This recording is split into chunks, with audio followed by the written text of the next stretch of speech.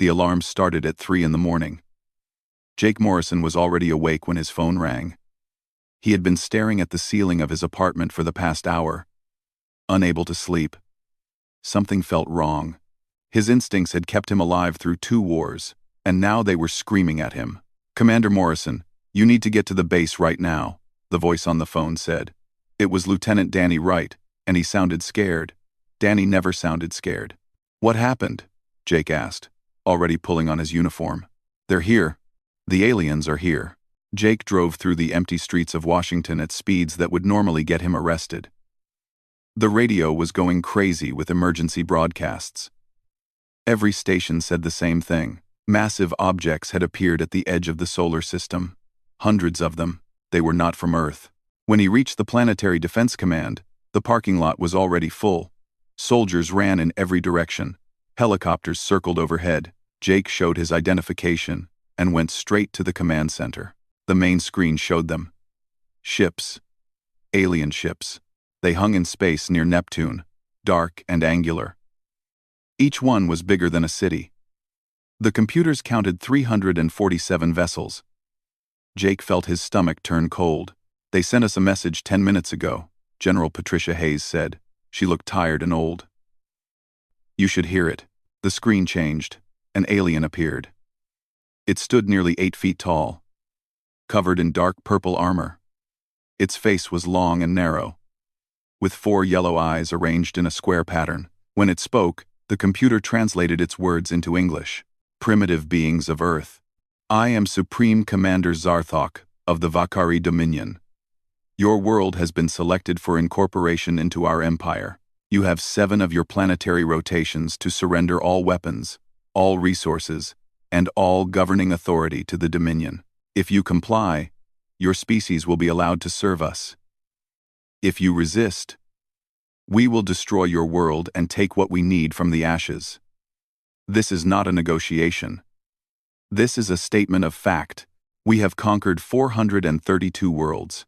None have successfully resisted. You will not be the first." The message ended.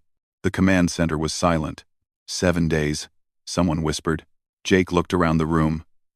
He saw fear on every face. These were trained soldiers, people who had faced combat and death. But this was different. This was not a human enemy. This was something from the stars, something with technology that made Earth look like children playing with sticks. "The president is meeting with world leaders now," General Hayes said. "They want recommendations from us." "What do we tell them?" "We fight," Jake said. Everyone turned to look at him. Some faces showed hope, others showed disbelief. "Commander Morrison, did you see those ships?" Colonel Frank Butler asked. "We don't have anything that can touch them. Our biggest warship would be like a rowboat attacking an aircraft carrier."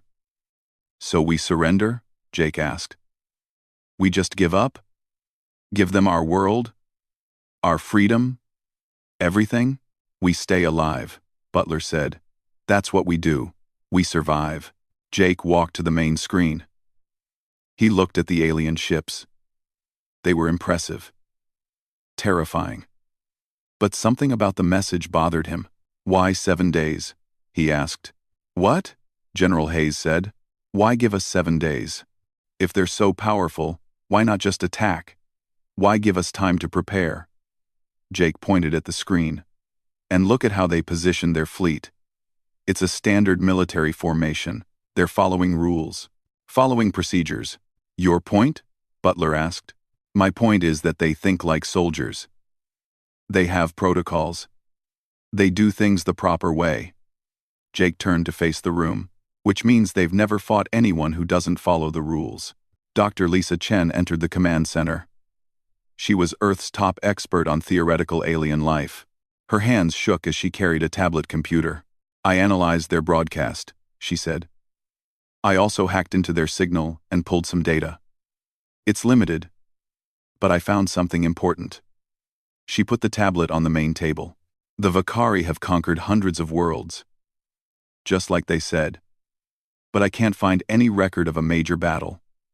Every world they approached surrendered within days. Sometimes within hours. They've never had to actually fight," Jake said. Not a real war, no, Lisa confirmed. They show up with overwhelming force, make threats, and everyone surrenders. They've been doing this for over 1,000 years. It always works. General Hayes sat down heavily. So they don't actually know if their technology is combat tested. Oh. It works, Lisa said. Their weapons are real. Their shields are functional. But they've never faced an enemy that fights back with everything they have. They've never had to adapt or change tactics mid-battle. Jake felt something stir in his chest. Not hope exactly, but something close. A chance. Maybe a small one, but it was there. We need to test them, he said. Send a small force. Make them fight. Learn everything we can about how their weapons work, how they think, how they react. That's a suicide mission, Butler said. Yes, Jake agreed. But it might save Earth. The next 3 days were chaos. The United Nations met constantly. Some countries wanted to surrender immediately. Others wanted to fight. Riots broke out in major cities. Some people fled to the countryside. Others volunteered for military service in numbers that overwhelmed the recruiting stations. President Helen Carter gave a speech that was broadcast worldwide. She stood in the White House, her face calm but firm. We have received a threat from beyond our world, she said. An alien empire demands our surrender. They give us 4 more days to comply. I have consulted with leaders across the globe, with our military commanders, and with scientific experts. Tomorrow, we will send a message to the Vakari Dominion. Earth's answer is no. We will not surrender. We will not kneel. We are human beings, and we bow to no one. The speech ended. Half the world cheered. The other half prepared for the end. Jake stood in the hangar bay and watched Admiral Nicole Brady inspect her ships. 12 vessels.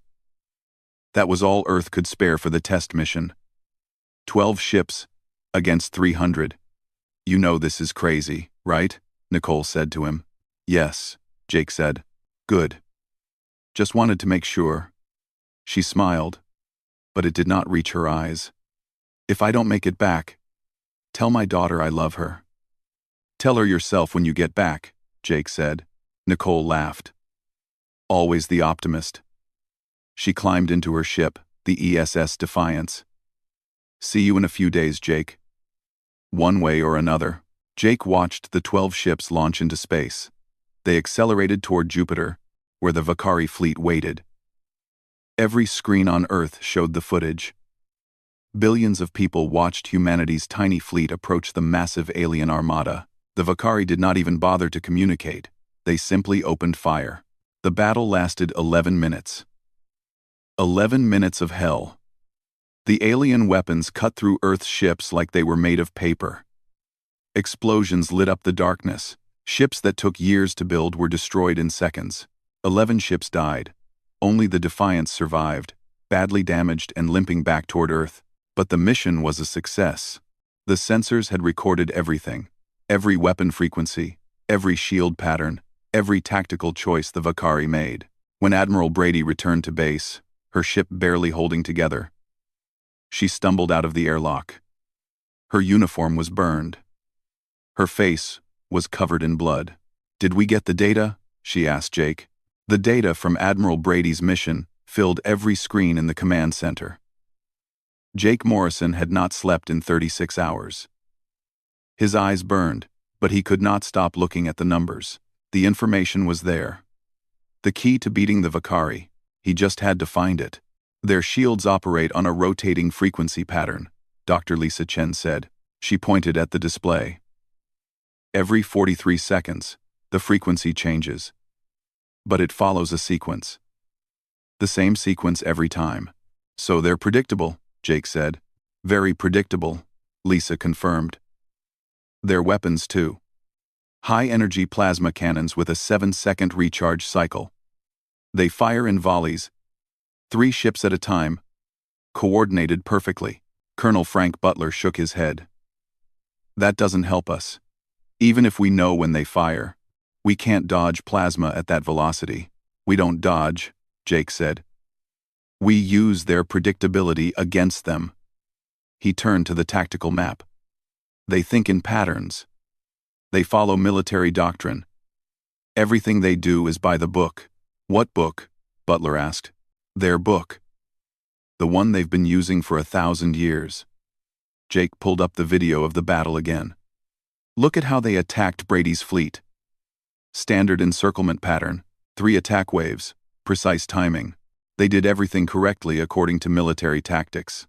And they destroyed 11 of our 12 ships, Butler said. Because we fought like them, Jake said. We followed tactics. We tried to win with military strategy. But what if we don't? What if we throw out every rule they expect us to follow? Dr. Kevin Phillips entered the command center. He was a short man with wild gray hair and coffee stains on his shirt. He worked in the weapons development lab and rarely left it. I heard you wanted to see me, Kevin said. The shield frequency data, Jake said. Can you build something that targets it? Kevin grinned. Already working on it.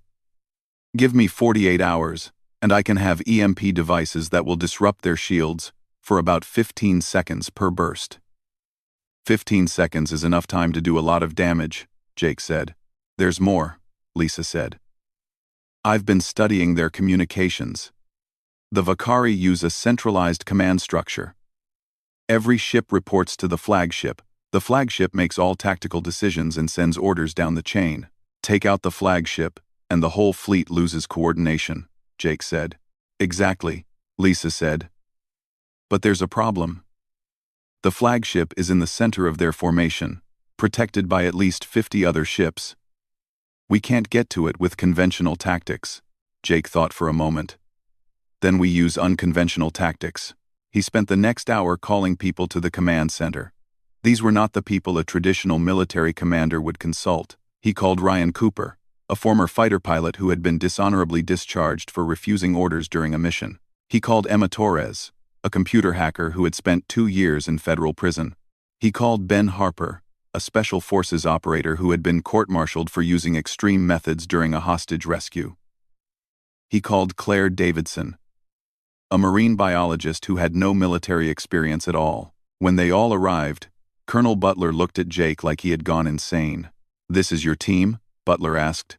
This is the team that will save Earth, Jake said. Ryan Cooper leaned back in his chair. He was tall and lean, with scars on his face from a crash landing. So let me get this straight. You want us to fight aliens? I want you to think like humans, Jake said. The Vakari expect military tactics. They expect us to follow the rules of war. You don't follow rules. None of you do. Emma Torres smiled. She had bright green hair and dozens of piercings in her ears. I like this guy. What do you need from us? Ben Harper asked. He was built like a tank, with cold eyes that had seen too much combat. Jake explained his plan. As he talked, he saw the expressions change on their faces. Doubt became interest. Interest became excitement. That's completely insane, Ryan said when Jake finished. Yes, Jake agreed. I'm in, Ryan said. One by one, the others agreed. Even Claire Davidson, who admitted she knew nothing about warfare, volunteered to help. I study predators, she said. The ocean is full of them. Some use strength. Some use speed. But the most successful ones use deception and adaptation. If we're going to be predators, we need to think like them. Jake divided them into teams. Ryan would work with the remaining fighter pilots, teaching them to throw out standard flying patterns and embrace chaos. Emma would coordinate with the Cyber Warfare Division to create computer viruses and electronic attacks. Ben would train Special Forces teams for close combat boarding actions.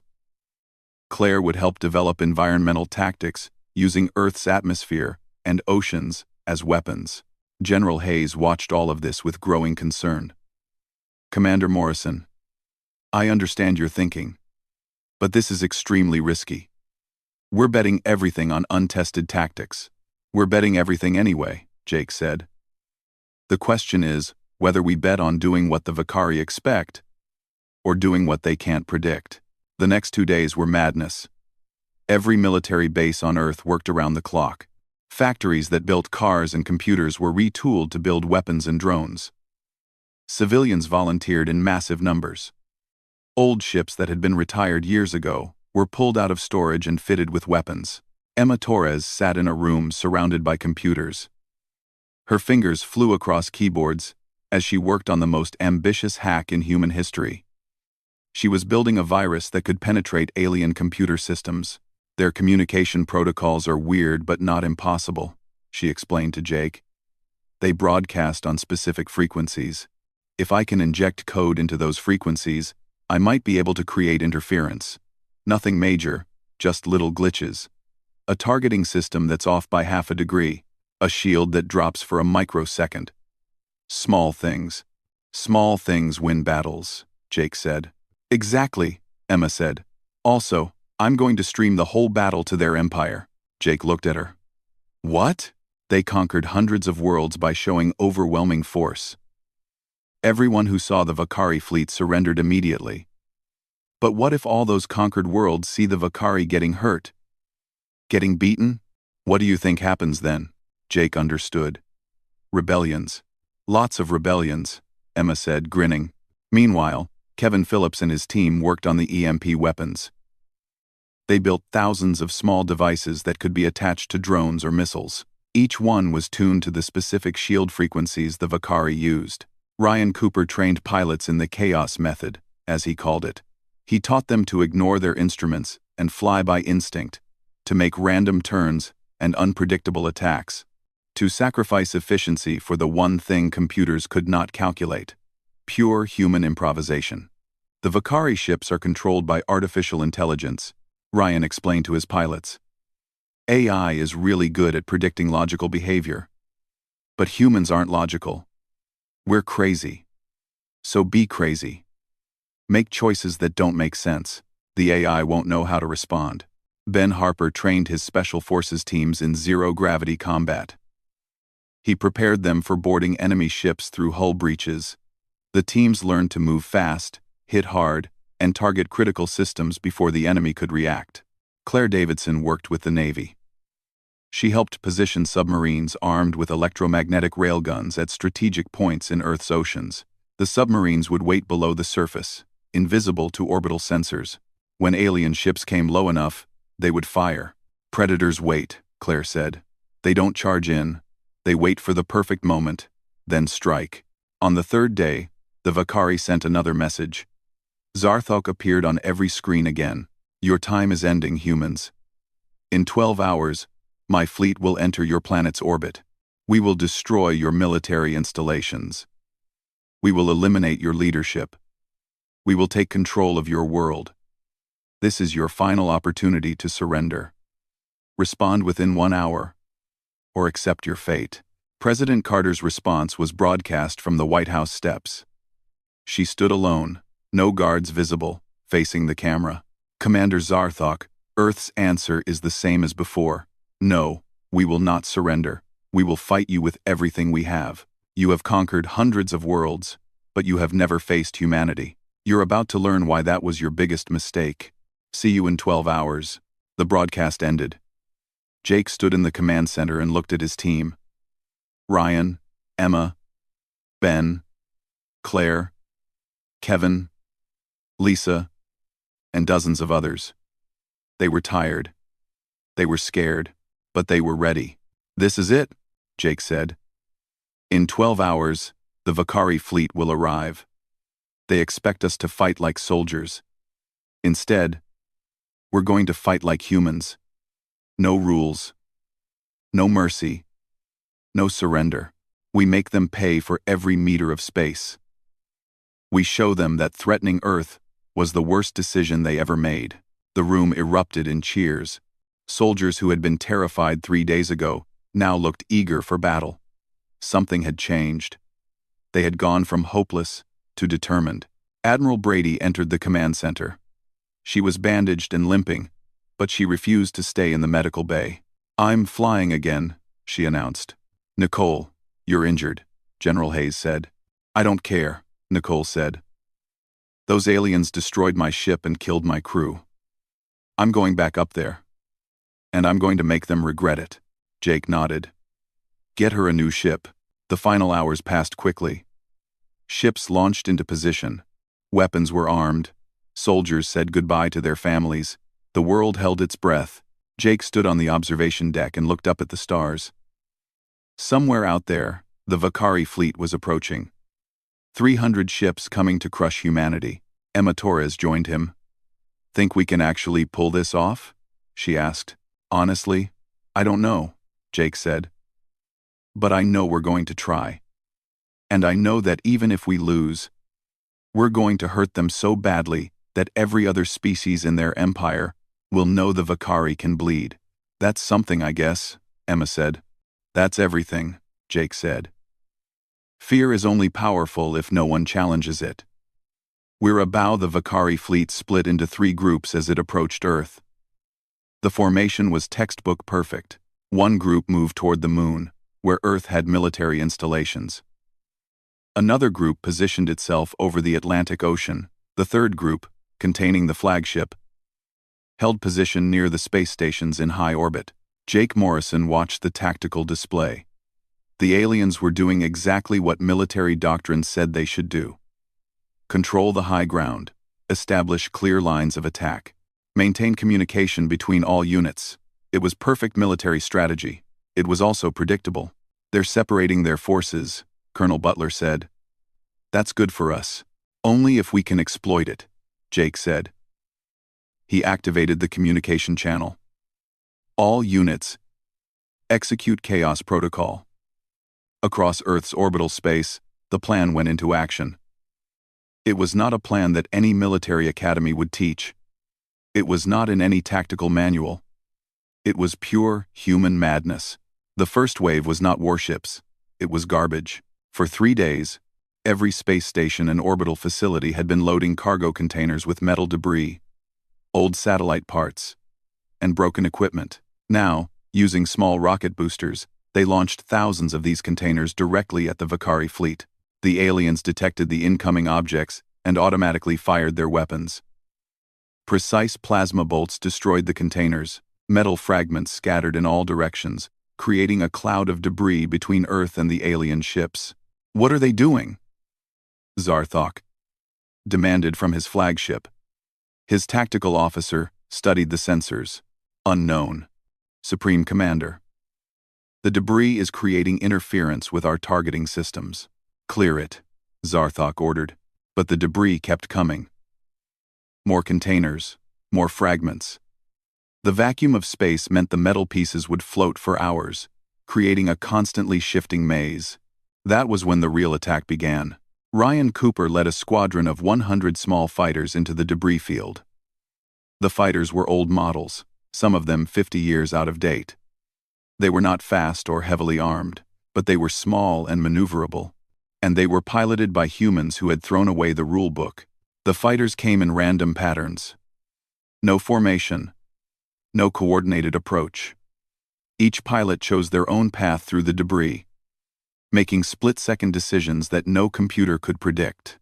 The Vakari targeting systems, designed to track logical flight patterns, could not get a solid lock. Ryan rolled his fighter sideways to avoid a chunk of metal, then dove straight down. His targeting computer screamed warnings, telling him he was too close to the debris.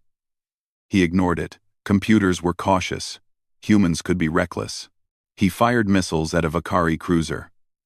The missiles were not sophisticated. They were basic explosives with simple guidance systems. 3 of them missed. 2 hit. The Vakari shields absorbed the impact. But for a moment, the shields flickered. The EMP devices Kevin Phillips had built were working. Shields disrupted on Cruiser 7 Alpha. Emma Torres reported from the command center. She was monitoring every system in the battle. Window is open for 6 seconds.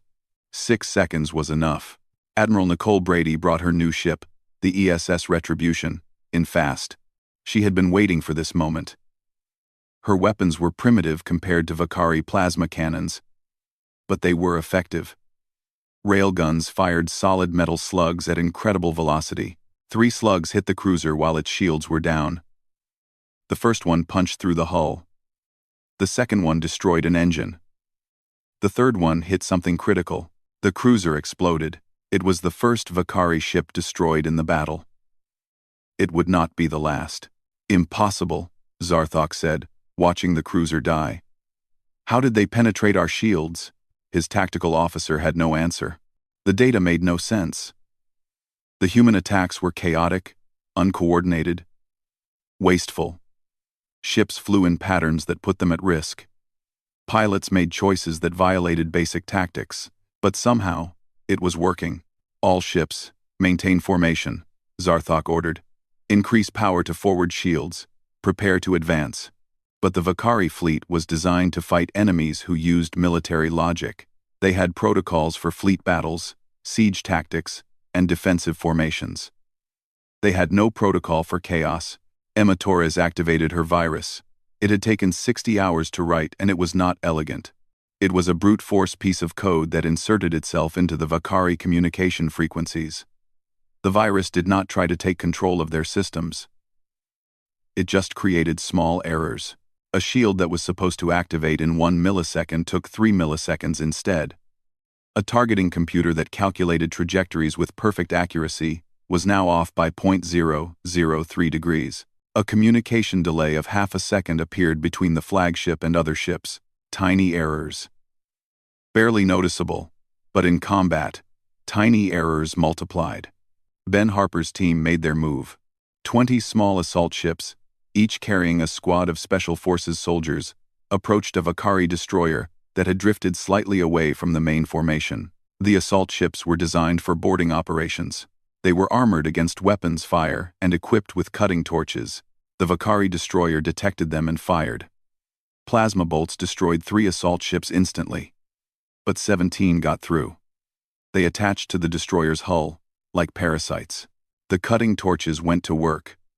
Within 2 minutes, they had breached the hull.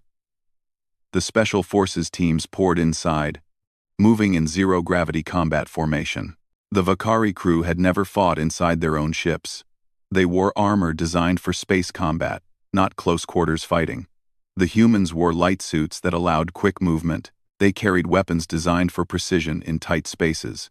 The battle inside the destroyer was brutal and fast. Ben Harper led his team to the engine room, using blueprints that Lisa Chen had constructed from scan data. They placed explosive charges on the main power core. Charges set, Ben reported. Evacuating now, his team got back to their assault ship and detached from the destroyer. 5 seconds later, the charges detonated. The destroyer went dark, its power systems destroyed. It was now a floating piece of metal. Useless. 2 ships down, Jake said, watching the tactical display. 298 to go. The Vakari fleet adjusted. They tightened their formation, making it harder for human ships to exploit gaps. They increased their rate of fire, filling space with plasma bolts. They sent squadrons of their own fighters to intercept the human attacks. But they were still following patterns, still doing what their training and programming told them to do. Claire Davidson's submarines waited below the ocean surface. They were positioned under the path the Vakari fleet would take as it descended to attack ground targets. The submarines were invisible to the alien sensors, which were designed to detect objects in space, not underwater. The Vakari group over the Atlantic began its descent. 50 ships moving in formation, preparing to destroy coastal cities as a demonstration of power. Wait for it, Claire said calmly, watching the depth readings. The alien ships came lower, entering the atmosphere. Fire surrounded their hulls as they pushed through the air. Now, Claire ordered. 20 submarines fired their railguns simultaneously. The electromagnetic weapons launched heavy metal projectiles at hypersonic speeds. The projectiles broke the sound barrier, creating massive shock waves as they tore through the air. The Vakari ships detected the incoming fire too late. Their sensors had been focused on space threats, not attacks from below. 6 ships took direct hits before they could react. Their shields were designed for energy weapons, not solid projectiles moving at those velocities. 2 ships crashed into the ocean. 3 more spun out of control. their navigation systems damaged. One managed to climb back to orbit, trailing smoke and debris. The remaining Vakari ships in that group retreated from the atmosphere, confused and damaged. "Target the ocean," Zarthok ordered. "Boil it dry." But before the Vakari could fire, Ryan Cooper's fighters hit them again. This time, the pilots were not alone. Thousands of small drones accompanied them. The drones were cheap, simple machines with basic AI and explosive payloads. They swarmed the Vakari ships like angry insects. The Vakari weapons destroyed hundreds of drones, but there were too many. Some got through. They crashed into engines, weapons ports, and sensor arrays. Each drone carried only a small explosive, but hundreds of small explosives added up. A Vakari battleship found itself surrounded by drones. Its automated defense systems fired constantly, but the drones kept coming. Finally, one drone got through and hit an ammunition storage. The explosion tore a hole in the ship's side. Admiral Brady saw the opening and took it. Her railguns fired into the hole, hitting internal systems. The battleship shuddered and began to list. "All ships focus fire on that battleship," Jake ordered. Every available human weapon turned on the wounded Vakari ship. Missiles, railguns, plasma cannons, and more. The battleship's shields tried to compensate, but Emma's virus created delays in the shield generators. Gaps appeared for microseconds at a time. It was enough. The battleship exploded in a ball of fire. Debris spread in all directions. Smaller Vakari ships nearby were damaged by the blast. 4 capital ships destroyed, General Hayes said, her voice filled with hope. Dozens of smaller vessels damaged. "We're actually hurting them, but the cost was high." Earth had lost over 60 fighters. The assault ships that Ben Harper used were destroyed after the teams evacuated. The submarines were now exposed and under attack from orbit. The drones were running out, and the Vakari were getting angry. "Enough," Zarthok roared. "No more tactics, no more precision. All ships, maximum firepower. Burn this planet." The Vakari fleet stopped trying to be surgical. They opened fire on everything. Cities, military bases, ships, satellites. Plasma bolts rained down on Earth like a storm. The orbital defense platforms absorbed as much fire as they could, but they were overwhelmed. One by one, they exploded. Satellites were destroyed. Space stations were hit. On the ground, energy shields over major cities absorbed the first wave of attacks, but the shields were draining fast. "We can't take this much longer," Colonel Butler said. Jake knew he was right. The chaos tactics had worked to hurt the Vakari fleet. But they could not win this way. The aliens had too many ships, too much firepower. It was time for the next phase. "Emma, is the virus ready for stage 2? Jake asked. "Almost," Emma said, her fingers flying across her keyboard. "I need 2 more minutes." "We don't have 2 minutes," General Hayes said. "Then I'll work faster," Emma snapped. Jake watched the tactical display. The Vakari flagship was still in the center of their formation, protected and untouchable. Everything came down to that ship. If they could take it out, the fleet would lose coordination. But how could they reach it? Ryan Cooper's voice came over the communication channel. "Commander Morrison, I have an idea. It's completely insane." "Those are the only ideas that work," Jake said. "What is it?" Ryan explained his plan. When he finished, the command center was silent. "That's suicide," Admiral Brady said. "Yes," Ryan agreed, "but it will work." Jake closed his eyes. He had asked these people to fight, to risk everything. Now Ryan was volunteering to give everything. "Do it," Jake said quietly. Ryan Cooper gathered every remaining fighter and drone under his command. Over 200 small craft. He gave them simple orders. "We're going to punch a hole straight through the Vakari formation. We're going to reach that flagship. Most of us won't make it. But some of us will. And when we do, we're going to make it count." The fighters and drones formed a tight wedge and accelerated directly at the Vakari fleet. They did not dodge or weave.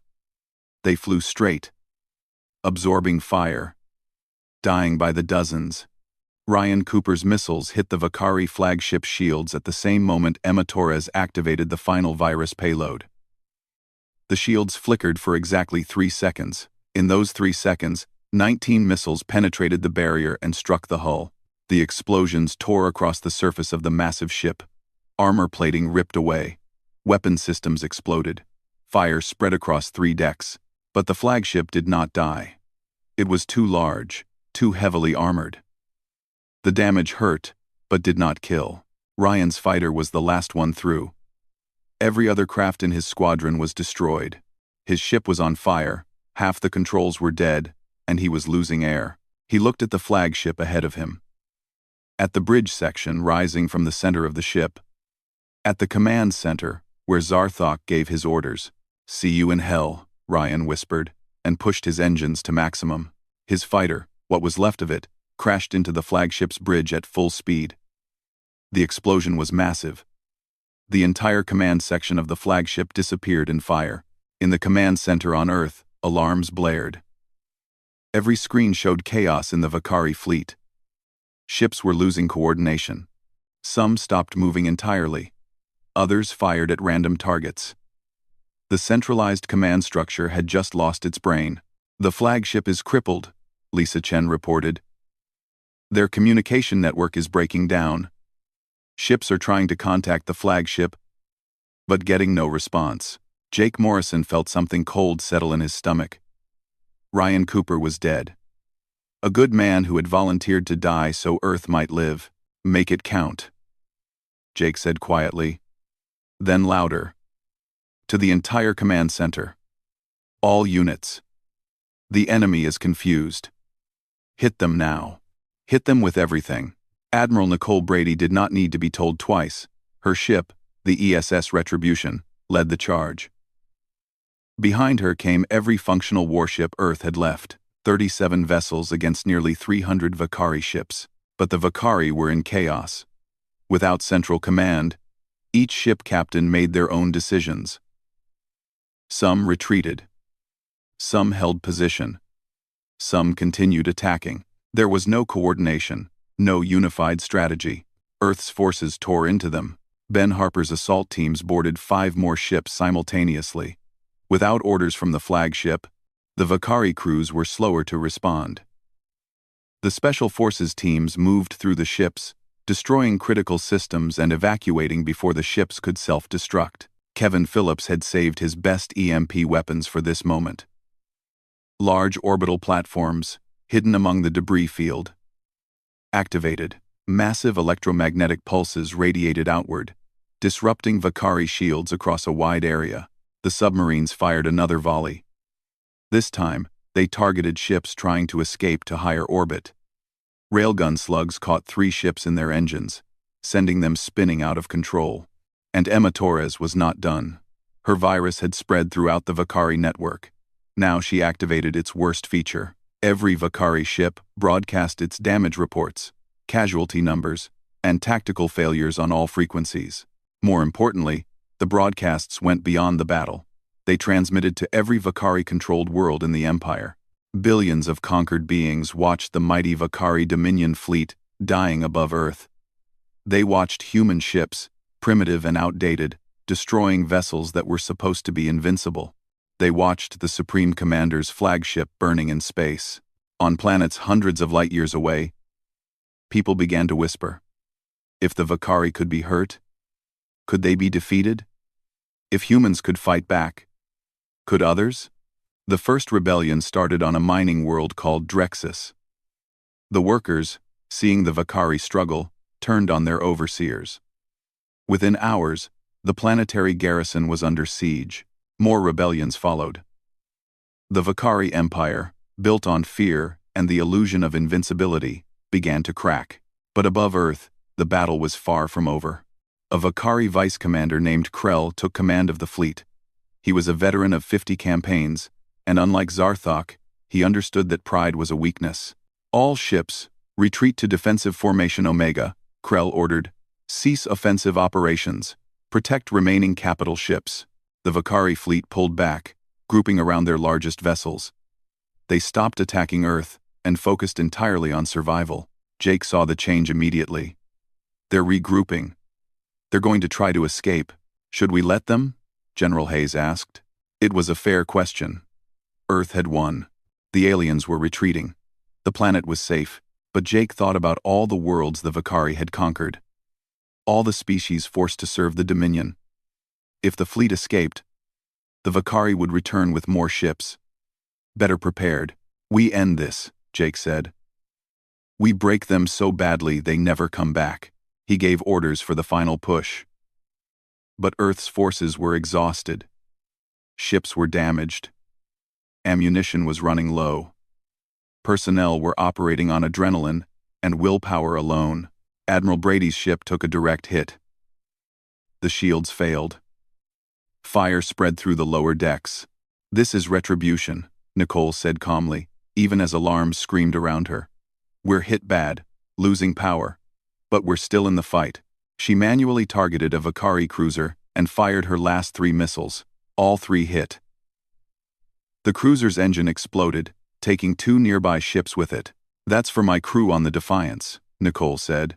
On the ground, the energy shields protecting cities were failing. Plasma bolts that got through the orbital battle hit targets on Earth. Buildings exploded. Fires started. People died, but they did not surrender. Emergency services worked through the bombardment.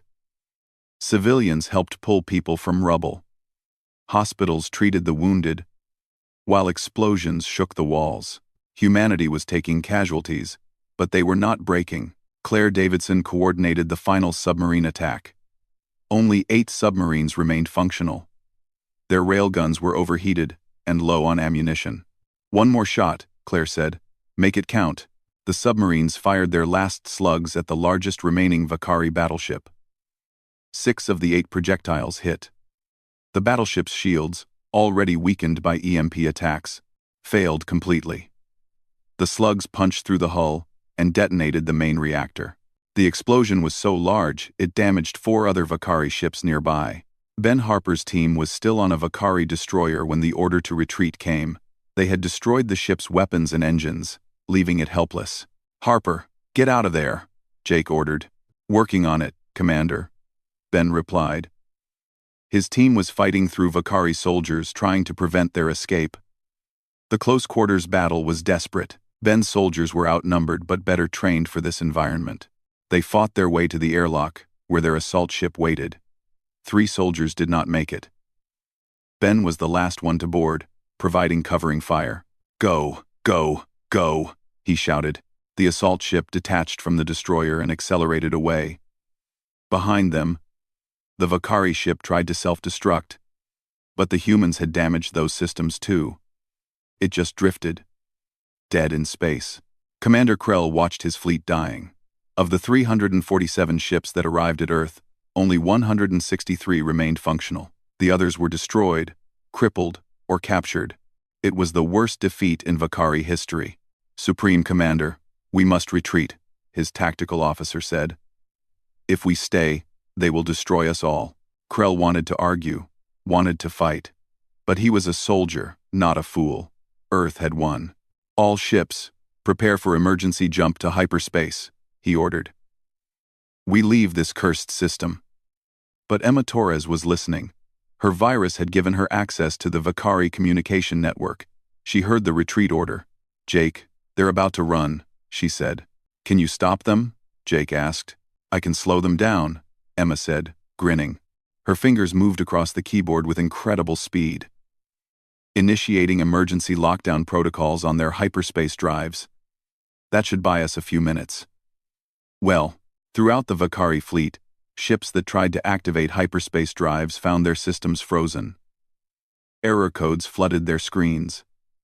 Engineers frantically tried to override the lockdown. Those few minutes were all Earth needed.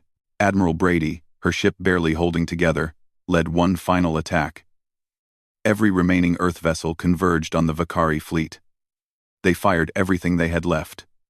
Missiles, railguns, lasers, kinetic weapons, even escape pods packed with explosives. The Vakari shields, weakened by hours of combat and Emma's virus, failed across multiple ships. Direct hits tore through hulls. Explosions spread from ship to ship. 20 more Vakari vessels were destroyed in that final assault. Dozens more were crippled. Hyperspace drives online. The Vakari engineer finally reported to Krell.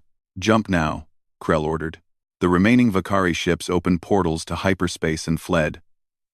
137 ships escaped Earth space, leaving behind debris, dead crew members, and the shattered remains of 210 vessels. As the portals closed, silence fell over the battlefield. Jake Morrison stood in the command center, surrounded by cheering soldiers. But he did not feel like celebrating. He looked at the casualty reports, scrolling across the screens. Earth had lost 104 ships. Over 7,000 military personnel were dead. Cities had been damaged. Thousands of civilians were killed or wounded, but Earth was free. "We won," General Hayes said, tears running down her face. "We actually won."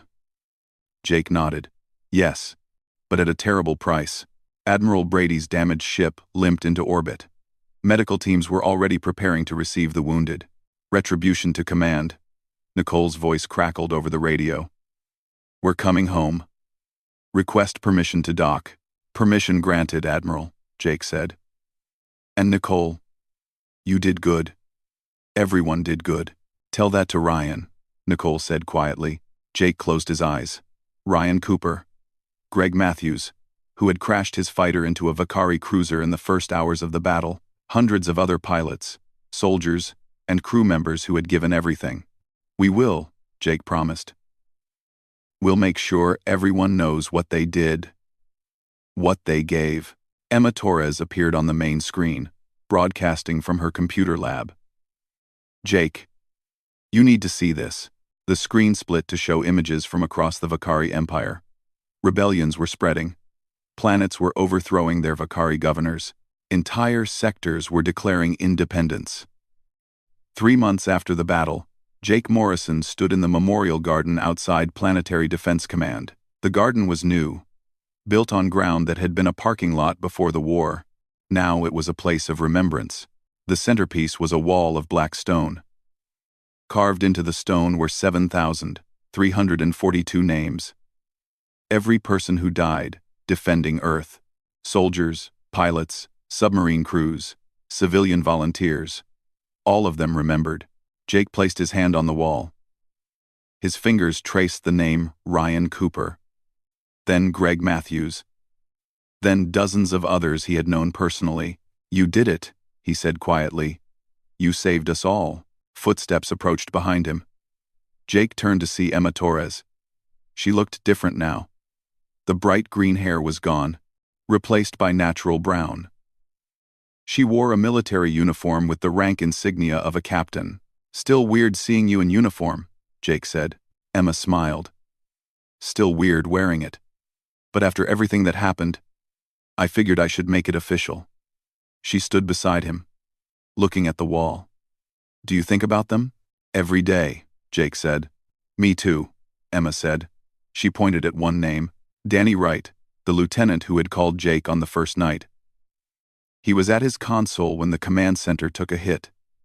Died instantly. They stood in silence for a moment. "The president wants to see you," Emma said. "Says it's important." Jake nodded and followed her to the main building. As they walked, he saw the changes everywhere. The parking lot was full of new vehicles. The buildings had been repaired. Life was returning to normal, or what passed for normal now. In the conference room, President Helen Carter waited along with General Patricia Hayes, Admiral Nicole Brady, Dr. Lisa Chen, Dr. Kevin Phillips, Ben Harper, and Claire Davidson, the core team that had planned Earth's defense. "Commander Morrison," President Carter said. "Or should I say General Morrison now?" Jake stopped. "Ma'am? Your promotion came through." "Congratulations, General," the president said. She gestured to a chair. "Please, sit. We have a lot to discuss." Jake sat down, still processing the news. Nicole Brady grinned at him. "Welcome to the club," she said. "The coffee is terrible at this rank too. We've been monitoring the situation across Vakari space," Lisa Chen said, activating a holographic display. "The Empire is in complete collapse. 73 worlds have declared independence. Another 140 are in active rebellion. The Vakari military is stretched so thin they can't respond to anything. What about their fleet? Jake asked. The ships that escaped Earth? Scattered, Lisa said. Commander Krell tried to maintain order. But without the flagship and supreme commander, the fleet fractured. Some ships are trying to hold Vakari territory. Others defected to join the rebels.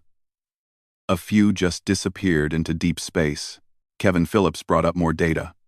We've been analyzing the wreckage from the battle. Vakari technology is impressive, but we understand it now. We're already building our own ships using what we learned. Better ships. How long until we have a fleet that can defend Earth properly? President Carter asked.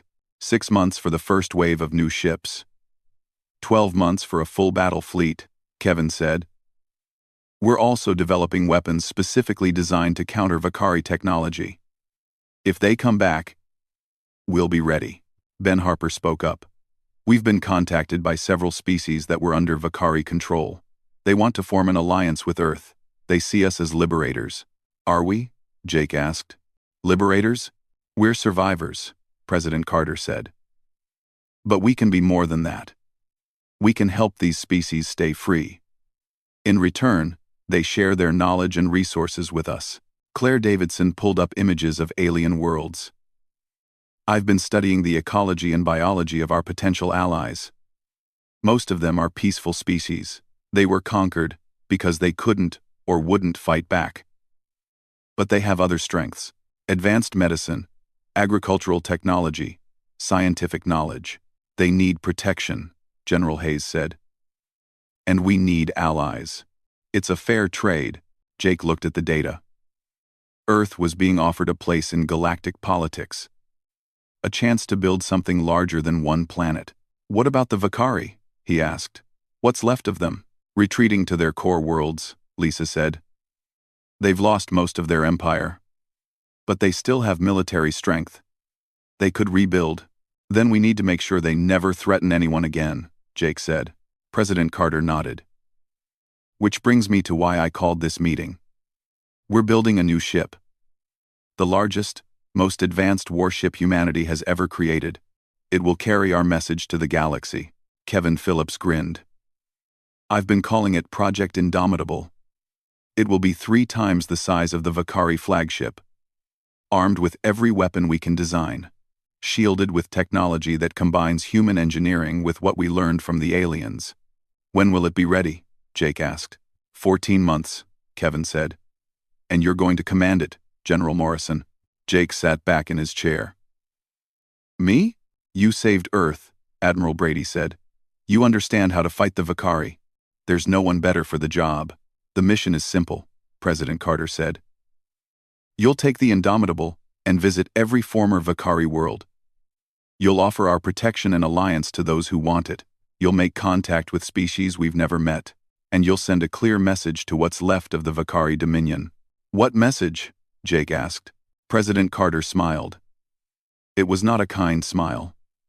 That Earth is no longer prey. That humanity protects its own and its allies. That anyone who threatens us or our friends will face the same fate the Vakari fleet faced. Jake thought about it. A mission to the stars. A chance to explore and build alliances. But also, a warning to anyone who might see humanity as weak. I'll do it, Jake said. But I want my team with me. Emma, Ben, Claire, Lisa, Kevin, everyone who helped win the war. Already approved. President Carter said. You'll also have the best crew Earth can provide. 5,000 personnel. Scientists, diplomats, soldiers, engineers. Over the next year, Jake watched the Indomitable take shape. The ship was built in orbit. Too large to construct on the ground. It was beautiful in a deadly way. Sleek and powerful. Covered in armor and bristling with weapons. Emma Torres designed the ship's computer systems, making them immune to the kind of hacking she had used against the Vakari. Ben Harper trained the Marine battalions that would provide security. Claire Davidson set up biological labs to study alien life. Lisa Chen organized the diplomatic corps. Kevin Phillips installed weapons that pushed the boundaries of physics. Admiral Brady was promoted to Fleet Admiral and given command of Earth's orbital defenses. She stood with Jake on the observation deck, watching the Indomitable near completion. "You're going to do great things out there," Nicole said. "We already did great things here," Jake replied. "True. But now you get to show the galaxy what humanity is capable of when we're not fighting for survival." The launch day arrived. Crowds gathered at viewing stations across Earth to watch. The Indomitable hung in orbit, surrounded by smaller escort ships. On the hull, painted in letters 10 meters tall, was the ship's name, and below it, a motto: "We do not kneel." Jake stood on the bridge, his crew at their stations. Emma was at the communication console. Ben commanded the security forces. Claire monitored the science labs. Lisa prepared diplomatic protocols. Kevin stood at the weapons station, looking eager to test his creations. "All systems green," the chief engineer reported. "Engines at full power. Weapons armed. Shields at maximum. We're ready." "General." Jake looked at Earth through the main viewport. His home, the planet that had been threatened with destruction and refused to surrender. The world that taught the galaxy a lesson about humanity. "Open a channel to Earth," Jake ordered. President Carter appeared on the screen, broadcasting from the White House. "General Morrison, the people of Earth wish you and your crew good luck. You carry our hopes with you. Show the galaxy who we are." "We will, Madam President," Jake said. "Earth will be proud." The transmission ended. Jake turned to his crew. "Helm, set course for the Drexus system. That's where the first rebellion against the Vakari started. We'll begin there." "Course set, General," the helmsman replied. "All crew, this is General Morrison," Jake announced on the ship-wide intercom. "We're about to leave Earth space for the first time. Our mission is to explore, to make allies, and to protect those who can't protect themselves. But remember why we're here. Remember the battle. Remember the people who died so we could be free. We carry their memory with us. And we carry a message to anyone who might threaten Earth or our allies. That message is simple. Humanity does not forget. We do not forgive. And we never surrender. Let's show the galaxy what we're made of."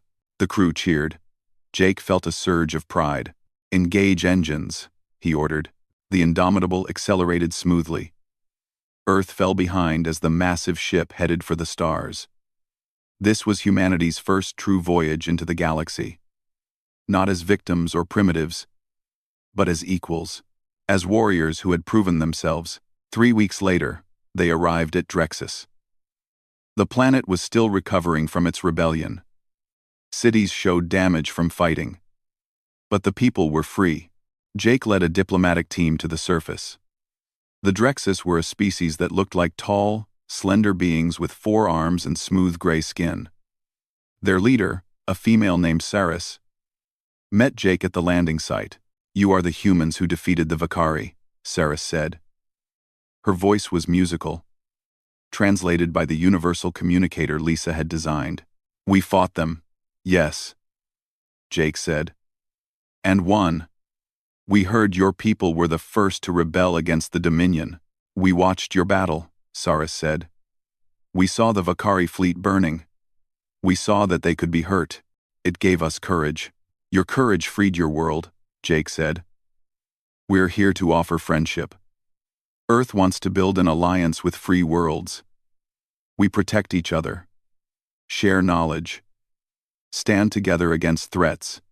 Cerise looked at the Indomitable in orbit. "You build a ship that size to protect others?" "We build ships like that to make sure no one ever threatens us or our friends again," Jake said. "The Vakari learned why threatening Earth was a disaster. We want to make sure everyone else knows it too." Saris extended one of her hands. Jake shook it. "Drexus accepts your alliance, General Morrison. We will stand with Earth." Over the next months, the Indomitable visited 37 worlds. Each one had a story of Vakari oppression.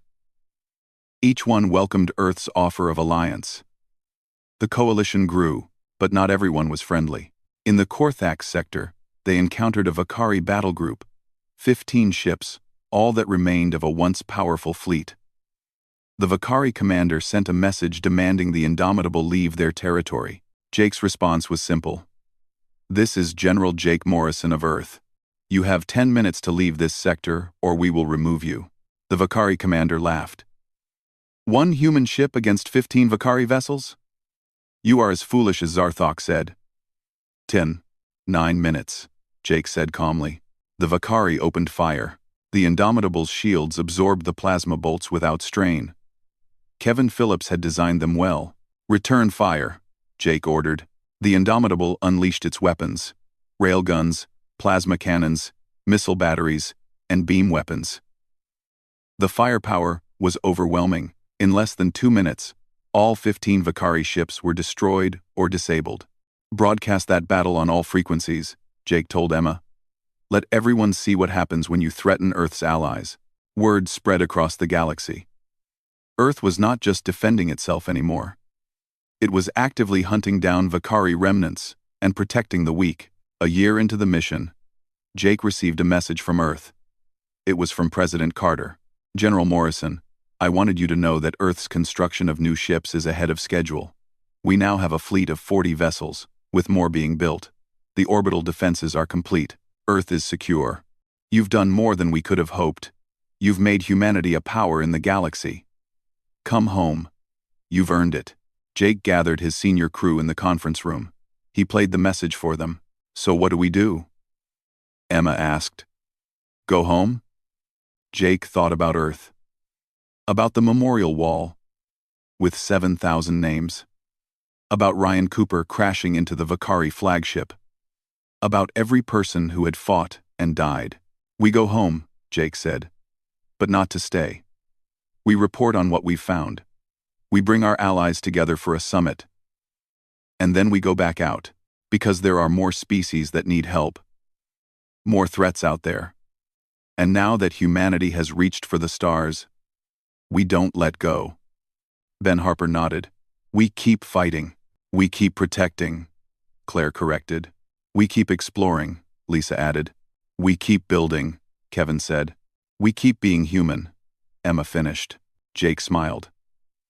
"Exactly. We show the galaxy why threatening Earth ends in disaster. Not through fear, but through strength. Not through conquest, but through alliance. We prove that humans don't just survive, we thrive. And we help others thrive too."